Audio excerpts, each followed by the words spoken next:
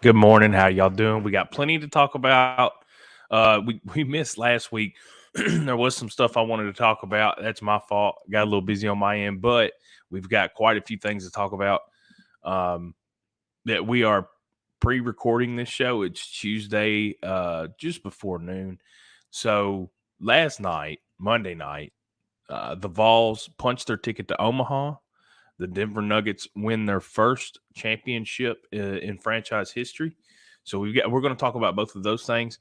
Also, the first kind of release of votes came out for the All-Star game. Ronald Acuna leads everybody in votes. So we're gonna talk about a little bit of that too, and then just a little bit of local news at the end. But yeah, let's go ahead and get into the show. So our first take, which I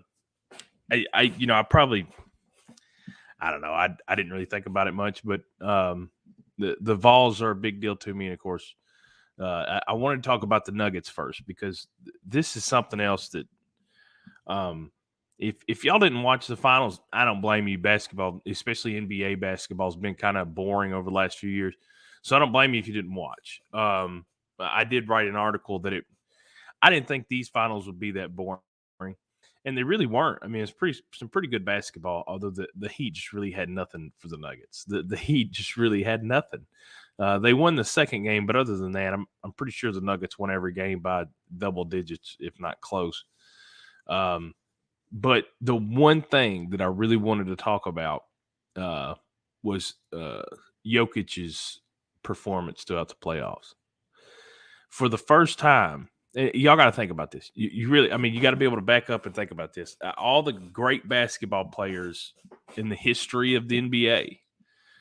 You can talk about Mike. You can talk about Wilt Chamberlain. You can talk about LeBron, Kobe, Shaq, John Havlicek, Larry Bird. I don't care. Bring up whatever name you want.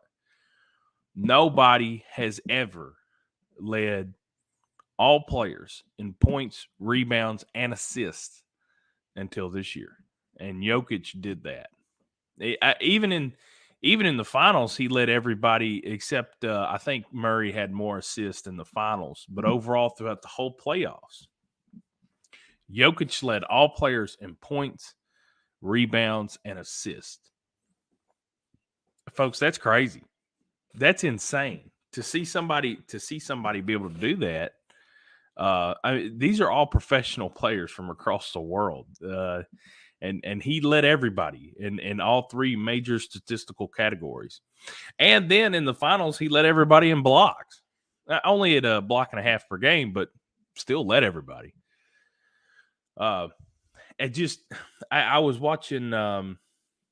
There's a guy named Joey Vincent or maybe something like that. I think that's his YouTube channel name. I'll watch his YouTube channels every once in a while. They're sometimes they're pretty cool. They've got some what do you call it?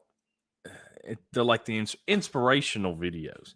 They've got the really nice, the music that it builds in the background, and you can usually click on a video there and watch Mike Tyson basically assault human beings for 30 minutes.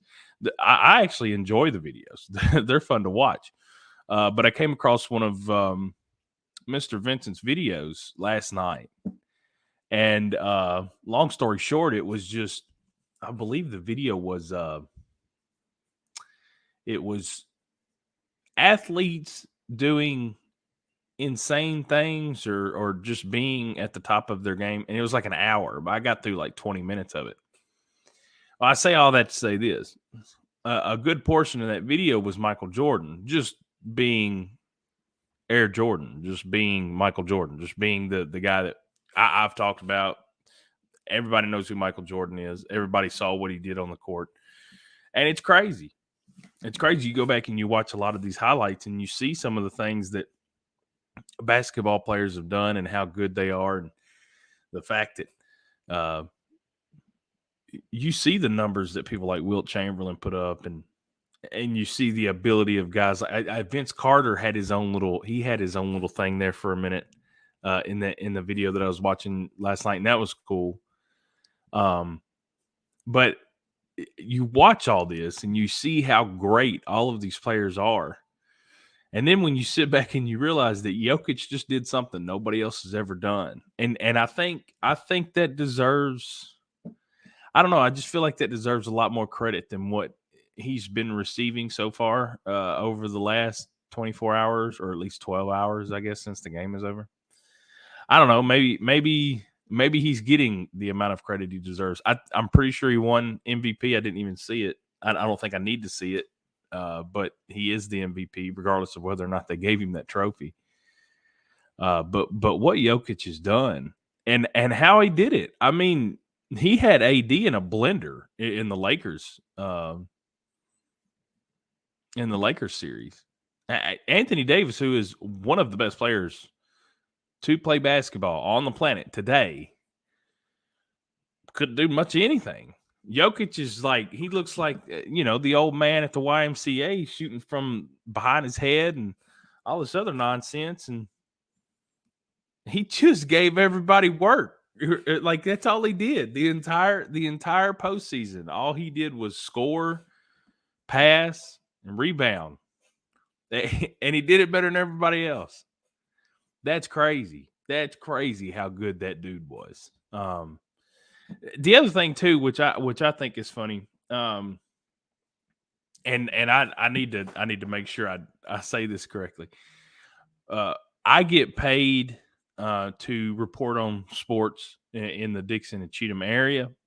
I know that there are a lot of other people that get paid to talk about sports.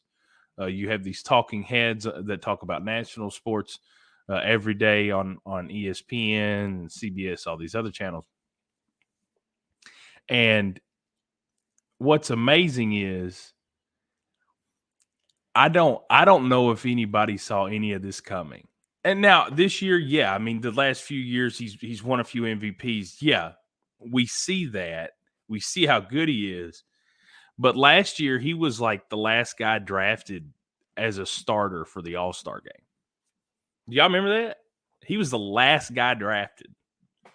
And then before all that, when he was coming into the league, you remember when there was I saw a video clip last night, the Boston Celtics, there were a few fans, they had their live stream during the draft, and somebody brought up trading for Jokic or trading up to go get him or something along those lines.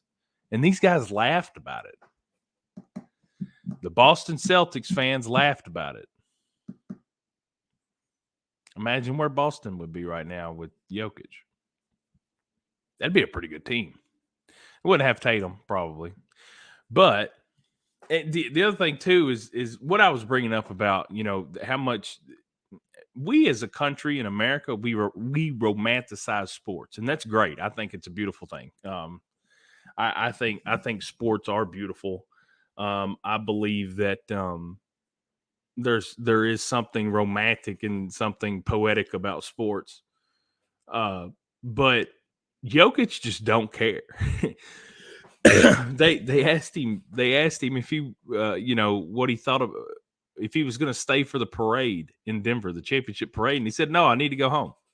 I mean, this guy legitimately, like, he looks like somebody who just clocked out and is ready to go to the house, and they keep talking to him and they keep wanting, and sure, he's laughing and having a good time and hugging his teammates, and that guy just wants to go back to Serbia. He doesn't want to care. He doesn't care about America. He doesn't care about being around a bunch of American people and dealing with this championship. He wants to go back to his house. He's got family that he wants to go see. I get all that. I just think it's funny how much it looks like, it appears as though he doesn't care. And not that he doesn't care to be a good basketball player, not that he doesn't care about his teammates, and not that he doesn't care about basketball, but he doesn't care about fulfilling this wish that fans will have of seeing him parade around. He's not going to be like Patrick Mahomes and Travis Kelce, and that's okay. Mahomes and Kelce can act like that. They're going to win a few more Super Bowls, and yeah, Mahomes might get to the point where he's going to be like Tom Brady and throwing these things out in the Mississippi River. I mean, like, he's, that's just, that could happen. These guys, they like to party. They like to have a good time. Jokic is the exact opposite.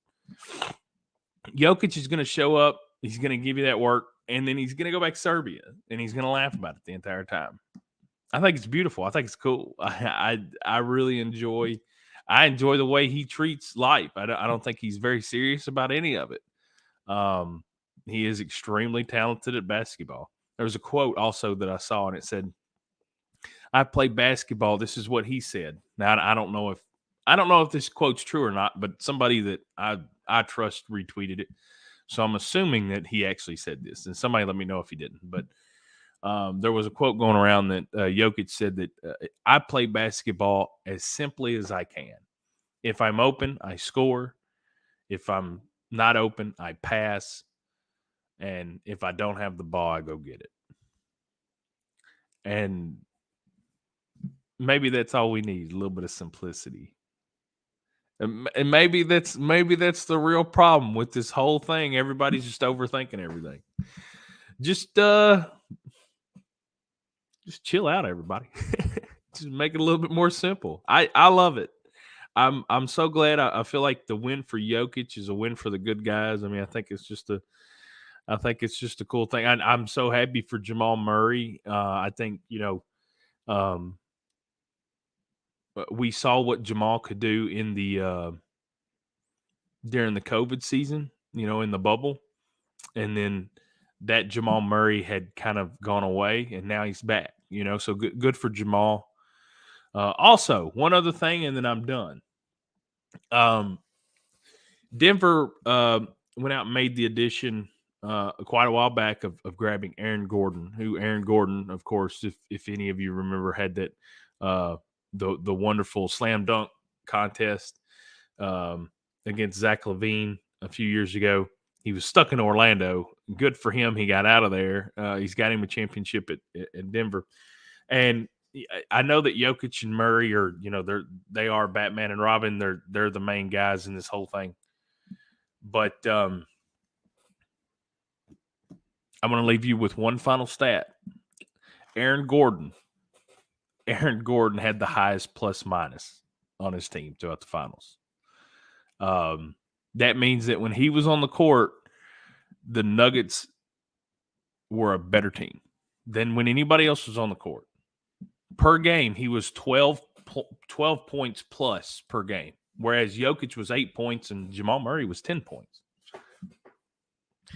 Those numbers could be completely made up, but they were on the NBA.com website, so I'm going to go with them.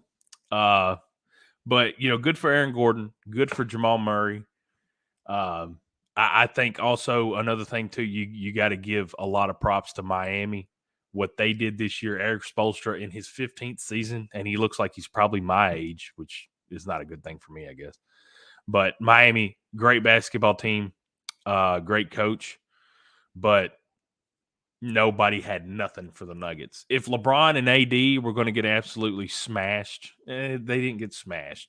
I wanted to use it. I wanted to say that. But if LeBron and AD couldn't hold back the Nuggets, then Jimmy Butler and Bam Adebayo were not going to do it either. So congratulations to Denver. What a heck of a team. What a heck of a postseason from Jokic. Statistically, the best postseason performance that we've ever seen in the NBA. I don't think that needs to be understated. So congratulations to them. We're gonna go ahead and go to the second take. I think the second take was Vols headed to Omaha for the sixth time in program history.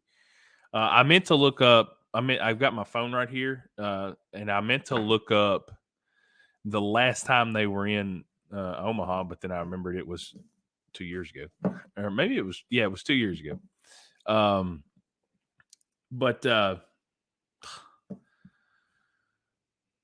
So basically, last year, and this is what I want to talk about. Last year, Tennessee had probably the best team in the country. At least one of the best teams in the country. And, of course, that Notre Dame series in Knoxville, which will haunt me for a long time because there were a lot of great players on that team. The Vols lost like 8 starters from last year. Some of them were drafted. I kind of figured this year I didn't want to call it a rebuilding year, but I thought Tennessee would, I'd be like, oh hey, they're going to be good. They're going to be really good. They're going to be a team that can beat anybody. But a trip to Omaha doesn't seem very likely. Here we are. Vols headed to Omaha. I kind of get that feeling like, that first year that Vitello, not the first year, but the first year that they went when Vitello was here, that maybe, they weren't ready or that this team couldn't do it. There's a part of me that feels like, maybe this team's still a little young or they're missing something. I feel like they're missing something, maybe a certain bat in the middle of the lineup. But man, I'm wrong all the time. We got a plane flying by over, by the way. So if y'all hear that, but I'm wrong all the time. Maybe the Vols go up to Omaha. Maybe they're hot right now. Maybe they just work everybody. That'd be great. That'd actually be really neat. I'd love to see that. But I'm a little bit worried. But it's just because I'm always anxious and I have what's known as battered Vol syndrome. So it's really great to see them get to this point. It's like I said, the sixth time in program history to get there. You gotta give a lot of credit to a lot of people that have stepped up in a new way this year, or maybe guys that have started to fill their roles now. Zane Denton has had a few crazy moments. Jared Dickey's kind of been up and down this year, but he's had some really great moments. Drew Beam pitched lights out. Chase Burns threw 102 miles an hour, and then it looked like he was possessed on the mound. I mean, he's coming off the mound and he is screaming. He did the cutthroat thing, which I thought was a 15-yard penalty, but I don't know how you're going to do that on a baseball field. So, there you go, SEC. Different finger than I wanted to use, but I don't guess you can give a pitcher a 15-yard penalty. Scooting back 45 feet, it may be easier to hit that 102 mile an hour. But man, they just stepped on Southern Miss last night. And it's the little things. It's the Southern Miss Barstool account. It's this kid that, he looks like he's 22, 23 years old. He's probably 5'4" and he weighs 75 pounds soaking wet. And he's running his mouth on Twitter, and it's all these other little things that people want to say. And I mean, maybe you just pissed off the best team in the country. Maybe not the best, maybe the hottest team in the country. Maybe they're just going to be hotter and better than everybody else from here on out. That could be false. It could be true. But this whole idea of giving people bulletin board material is ridiculous. You got to start taking away accounts from young men. You got to start taking away social media accounts from young men before series, because it never works out for guys that want to start running their mouth. It just doesn't work. Tennessee kind of, they lost that first game. You got to give Southern Miss a lot of credit. They played really good baseball that first game. They come out, they got guys on base, they scored them, they pitched well, played good defense. But since then, I mean, Tennessee ended off the series with 14, was it 13, 14 innings without giving up a run. The last, I believe, 14 or 15 innings, Tennessee didn't give up a run. So that pitching staff, which has been really, really good all year long, is just getting hot again. And Southern Miss, I get that it's not Mississippi State. I get that it's not the Houston Astros. Southern Miss can hit the baseball. They've got a good offense. So Tennessee's headed to Omaha. That's going to be fun to keep up with. I cannot wait to see what happens. I hope they can bring home a national championship back to the beautiful hills of East Tennessee. But we'll see what happens. I didn't actually think to look at when the first game was, and I haven't looked at it. Have they even announced when the next game would be? Maybe they haven't even announced yet. Either way, That'll be it for Tennessee baseball. We're gonna take just a short break.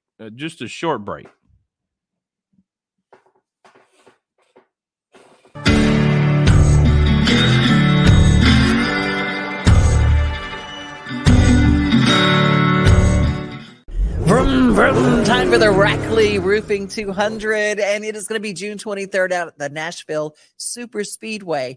And we partnered up, all of us here at Main Street Media TV, and we have joined with Rackley Roofing to send you. Yep, what you got to do to win? All you got to do is go to your favorite Main Street Media website, look for the Enter to Win banner, click there, and you're in. Like Flynn. Isn't that cool? Main Street Media TV and Rackley Roofing sending you to the races.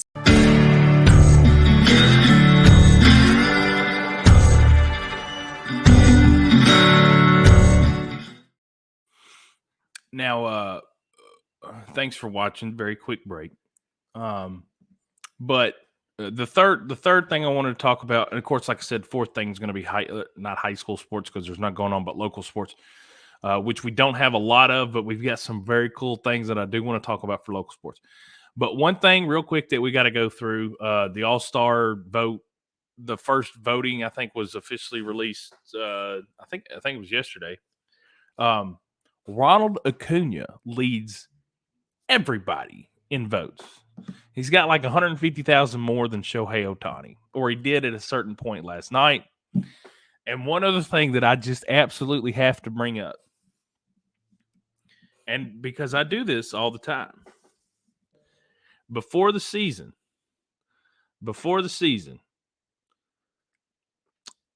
Atlanta let its shortstop go, and Chicago paid that same shortstop $170 million over a 7-year span.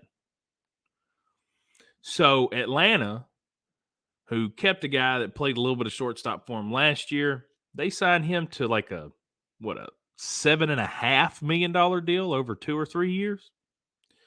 Well, anyway, the guy that we're paying, the guy that Atlanta's paying, that's making an astronomically smaller amount of money than the shortstop that was let go. The guy that Atlanta's paying $7.5 million. Yeah, he leads the National League in votes at shortstop, whereas the guy making $170 million, I don't see his name anywhere on this list. Now, I wish that guy the best of luck. I wish that other guy the best of luck. But I've been telling y'all, I was hoping and praying that Atlanta would not pay Dansby Swanson. And they didn't. Thank the good Lord. Because now that's $170 million that they could spend on literally anything else, because you've got $7.5 million in a shortstop who's got more votes.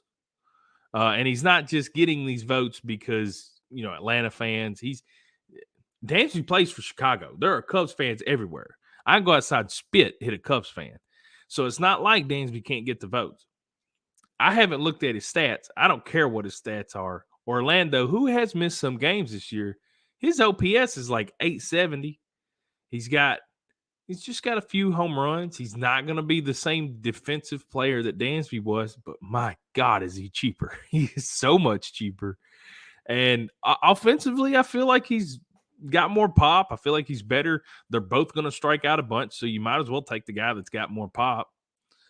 I'm just so happy for Orlando. I'm so happy as a Braves fan that they didn't pay Dansby Swanson. I like Dansby Swanson. He is not $170 million. He's not worth $170 million. He's just not. And I don't blame him. I don't blame him one bit for running to Chicago. If somebody offered me $170 million to play third base or first base or something, I'm gone. I don't even think my boss would be mad at me. Hey, Dave, I hope you don't mind. I'm taking this 7-year, $170 million deal to go hit $150. That's crazy. I'm leaving. That's what I would do. Let's see. We are going to look at some more vote totals, though. Adley Rutschman leads catchers in the American League. I think that's awesome. Vladdy at first, Marcus Semien, Bo Bichette at shortstop. The Blue Jays are dominating the American League, by the way, at least the votes for the All-Star game. Matt Chapman at third base, who has been very good, but Josh Jung, however say his name, he should be the starting third baseman. Matt Chapman has been amazing. Josh Young should be the starting third baseman of the All-Star game. Mike Trout, Yordan Alvarez, and Aaron Judge in the outfield, with Randy Arozarena, Kevin Kiermaier, and Adolis Garcia as backups. And, of course, designated hitter Shohei Ohtani, who is he's second in all of Major League Baseball in votes behind the aforementioned Ronald Acuna Jr., who, as of last night, was the only person to be at 1 million votes. And he is at, whenever this web page was dropped, he was at 1,086,000. Mookie Betts at second with 670,000, and then Lourdes Gurriel for the Diamondbacks. The Diamondbacks are one of the best teams in baseball. You need to watch them. Lourdes Gurriel is not even the best outfielder in their outfield. Corbin Carroll 100% deserves to be over Lourdes Gurriel, in my personal opinion. Corbin Carroll's got over 20. I think he's got like 22 stolen bases. Maybe it's 28. Those numbers look the same. I'm getting old and can't see. Corbin Carroll's got a lot of stolen bases. His OPS is in the 900s. He's hitting over 300, I believe, or 290 at least. He's got 13 home runs. He leads the Diamondbacks, who, again, have 40 wins. As of last night, they were tied with Atlanta for the best record in the National League. The Diamondbacks are very good at baseball, folks, and Corbin Carroll's the main reason for it. He should be a starter of the All-Star game. There's Arcia. He's 100,000 votes ahead of Francisco Lindor, who shouldn't have a vote. Lindor's hitting like $180 against right-handed pitching. Luis Arraez at 509,000. One other thing about Arraez, and I'm sure most of you know where I'm going, but that guy, I hope he hits 400. I hope he hits 400. I was telling a friend of mine the other day that I'd give anything to see somebody hit 400 in my lifetime, and I think that would be really, really fun to watch. Let's see. Yeah, JD Martinez, top designated hitter. Nolan Arenado at third base. Freddie Freeman at first base. And Sean Murphy, Braves catcher. He's actually the leading vote getter at catcher. He's about 200,000 votes ahead of Will Smith. Not the slap Will Smith, the Dodgers catcher Will Smith. So that's it for a little bit of baseball. But y'all get on there, vote for Ronald Acuna. Now, as far as live sports, we've only got about 2 minutes, but I've got some information I'd like to tell you about.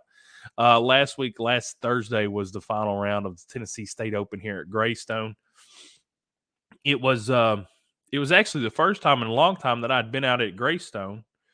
Last time I was out there, let's see, I covered a few events last year, so that's not true. But I played at Greystone. I want to say that was about 3 years ago. And now, if any of you know me personally or you've ever seen me play golf, you know that I suck. However, everybody that played last week at the Tennessee State Open, they didn't. There was a lot of birdies. If you looked at the scorecard, there was a lot of red. There was a lot of under par shooting. It took 22 under from Hunter Walcott to win the tournament. His brother Ben Walcott finished at 20 under, and he finished second. It was actually a really cool moment. Just like Hunter told me in his interview, and just like I wrote, I mean, it was kind of like a movie. The dad was there. Hunter finishes up first. He's got his brother with him right behind him at second. Hunter's girlfriend is there. All of their families are there. It's at his home course. I don't think I wrote up the story well enough for how easily it was given to me. I mean, it was just one of those fairy tale type storylines. And congratulations to him. Congratulations to the Walcott family on a successful week. It was just really fun to watch. I've got 30 seconds left. There was some other stuff. We got some football camps, a lot of football camps and stuff going on. Peyton Grove. That's what I wanted to remember. Peyton Grove announced as the Dixon County softball coach. Congratulations to her. Congratulations to Rusty, the rest of that family. Going to be interesting to see how good the Lady Cougars are on the softball field next year. They're going to be fun to watch because she's a good coach. They've got some talent. I've got 10 seconds, so we're going to get out of here. Y'all have a wonderful evening. Thank you very much.